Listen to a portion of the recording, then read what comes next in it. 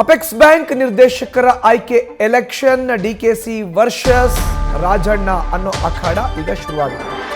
Apex bank ನಿರ್ದೇಶಕ ಆಯ್ಕೆ ಎಲೆಕ್ಷನ್ಗೆ ಡಿಕೆಶಿ ವರ್ಸಸ್ ಕೆಎನ್ ರಾಜಣ್ಣ. ಎಲೆಕ್ಷನ್ ನಲ್ಲಿ ಕೆಎನ್ ರಾಜಣ್ಣಗೆ ತಿರುಗೇಟು ನೀಡೋಕೆ ಡಿಕೆ ಶಿವಕುಮಾರ್ ಪ್ಲಾನ್ ಮಾಡ್ಕೊಳ್ತಾ ಇದ್ದಾರೆ. ಅಪೆಕ್ಸ್ ಬ್ಯಾಂಕ್ ಆಡಳಿತ ಮಂಡಳಿ ನಿರ್ದೇಶಕ ಸ್ಥಾನಕ್ಕೆ ಎಲೆಕ್ಷನ್ ನಡೀಬೇಕಿದೆ. ಈ ಚುನಾವಣೆಗೆ ಕಳೆದ ವಾರ ಕೆಎನ್ ರಾಜಣ್ಣ ನಾಮಪತ್ರವನ್ನು ಸಲ್ಲಿಕೆ ಮಾಡಿದ್ರು. ಅಪೆಕ್ಸ್ ಬ್ಯಾಂಕ್ ಅಧ್ಯಕ್ಷ ಸ್ಥಾನದ ಮೇಲೆ ಕೆಎನ್ ರಾಜಣ್ಣ ಕಣ್ಣಿಟ್ಟಿದ್ದಾರೆ.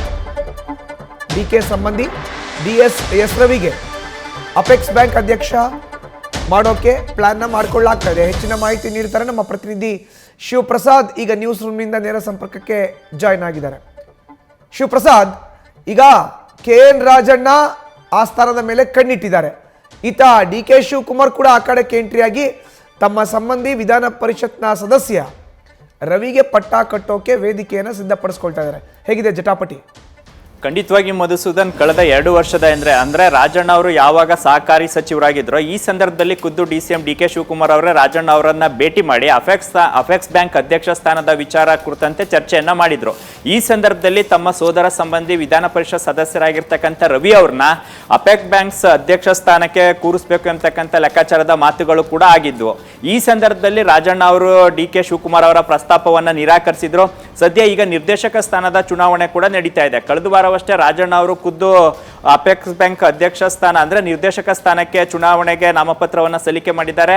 ನಿನ್ನೆ ರವಿ ಅವರು ಕೂಡ ನಾಮಪತ್ರವನ್ನ ಸಲ್ಲಿಕೆ ಮಾಡಿದ್ದಾರೆ ನಿರ್ದೇಶಕ ಸ್ಥಾನದ ಚುನಾವಣೆಗೆ ಸಂಬಂಧಪಟ್ಟಂತೆ. ಇನ್ನು 15 ದಿನದ ಒಳಗಾಗಿ ನಿರ್ದೇಶಕ ಸ್ಥಾನದ ಚುನಾವಣೆ ನಡೆಯಲಿದ್ದು ಆನಂತರ ಅಧ್ಯಕ್ಷ ಸ್ಥಾನಕ್ಕೂ ಕೂಡ ಚುನಾವಣೆ ನಡೆಯಲಿದೆ.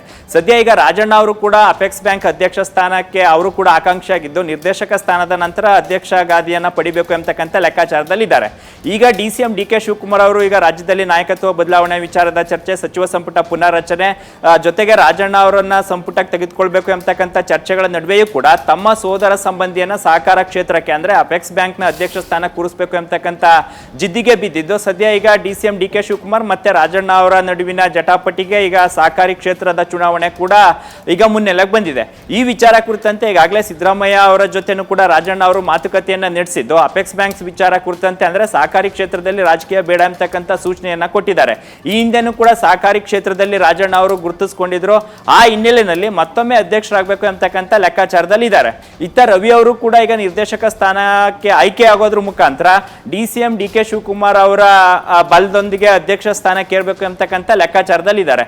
ಹಾಗಾಗಿ ಸದ್ಯ ಈಗ ಸಚಿವ ಸಂಪುಟ ಪುನರ್ರಚನೆ ನಾಯಕತ್ವ ಬದಲಾವಣೆ ವಿಚಾರದಂತ ಚರ್ಚೆಗಷ್ಟೇ ಡಿ.ಸಿ.ಎಂ. ಮತ್ತೆ ರಾಜಣ್ಣ ಅವರ ನಡುವೆ ಜಟಾಪಟಿ ನಡೀತಾ ಇತ್ತು. ಈಗ ಸಹಕಾರಿ ಕ್ಷೇತ್ರಕ್ಕೂ ಕೂಡ ಇಬ್ಬರು ನಾಯಕರು ಅಂದ್ರೆ ಅಪೆಕ್ಸ್ ಬ್ಯಾಂಕ್ ನ ಅಧ್ಯಕ್ಷರು ಯಾರಾಗ್ತಾರೆ ಅಂತಕ್ಕಂಥ ವಿಚಾರ ಕುರಿತಂತೆ ಡಿ.ಸಿ.ಎಂ. ಡಿ.ಕೆ. ಶಿವಕುಮಾರ್ ಕಡೆಯ ಕ್ಷಣದಲ್ಲಿ ಯಾವ ಕಸರತ್ತನ್ನ ಮಾಡ್ತಾರೆ, ರಾಜಣ್ಣ ಅವರಿಗೂ ಕೂಡ ಸಹಕಾರಿ ಕ್ಷೇತ್ರದಲ್ಲಿ ಬಿಗಿ ಹಿಡಿತಾ ಇರೋದ್ರಿಂದ ಅವರೇ ಅಧ್ಯಕ್ಷರಾಗಿ ಏನಾದರೂ ಆಯ್ಕೆ ಆಗ್ತಾರ. ಸದ್ಯ ಈಗ ನಿರ್ದೇಶಕ ಸ್ಥಾನಕ್ಕೆ 15 ದಿನಗಳ ಒಳಗಾಗಿ ಚುನಾವಣೆ ನಡೆಯೋದ್ರಿಂದ ಅಧ್ಯಕ್ಷ ಸ್ಥಾನದ ವಿಚಾರದಲ್ಲಿ ಅಲ್ಲಿರ್ತಕ್ಕಂಥ ನಿರ್ದೇಶಕರು ಯಾವ ನಿರ್ಧಾರಕ್ಕೆ ಬರ್ತಾರೆ, ಇದರ ಜೊತೆಗೆ ಕಡೆ ಕ್ಷಣದಲ್ಲಿ ಏನಾದರೂ ತಮ್ಮ ಸಹೋದರ ಸಂಬಂಧಿಗೆ ಶತಾಯಗತೆ ಅಂದ್ರೆ ಕಳೆದ ಬಾರಿ ಯಾವ ರೀತಿ ಪ್ರಯತ್ನ ಪಟ್ಟಿದ್ರೋ ಅದೇ ಮಾದರಿಯಲ್ಲಿ ಈ ಬಾರಿ ಶತಾಯಗತೆ ಸಹಕಾರಿ ಕ್ಷೇತ್ರದಲ್ಲಿ ಅಂದ್ರೆ ಅಪೆಕ್ಸ್ ಬ್ಯಾಂಕ್ ನ ಅಧ್ಯಕ್ಷ ಸ್ಥಾನಕ್ಕೆ ತಮ್ಮ ಸಹೋದರ ಸಂಬಂಧಿಯನ್ನ ಕೂರಿಸಲಿಕ್ಕೆ ಯಾವ ರೀತಿ ತಂತ್ರ ಮಾಡ್ತಾರೆ ಅಂತಕ್ಕಂಥ ಚರ್ಚೆಗಳು ಕೂಡ ಶುರುವಾಗಿದ್ದು ಸದ್ಯ ಈಗ ಡಿ.ಸಿ.ಎಂ. ಡಿ.ಕೆ. ಶಿವಕುಮಾರ್ ಒಂದ್ ಕಡೆ, ಇನ್ನೊಂದ್ ಕಡೆ ರಾಜಣ್ಣ ಅವರು ಅಧ್ಯಕ್ಷ ಸ್ಥಾನದ ವಿಚಾರದಲ್ಲಿ ತಮ್ಮ ಲಕ್ಷ್ಯವನ್ನ ವಹಿಸಿರ್ತಕ್ಕಂಥದ್ದು. ಮಧುಸೂದನ್, ಧನ್ಯವಾದ ಶಿವಪ್ರಸಾದ್ ನಿಮ್ಮ ಮಾಹಿತಿಗೆ.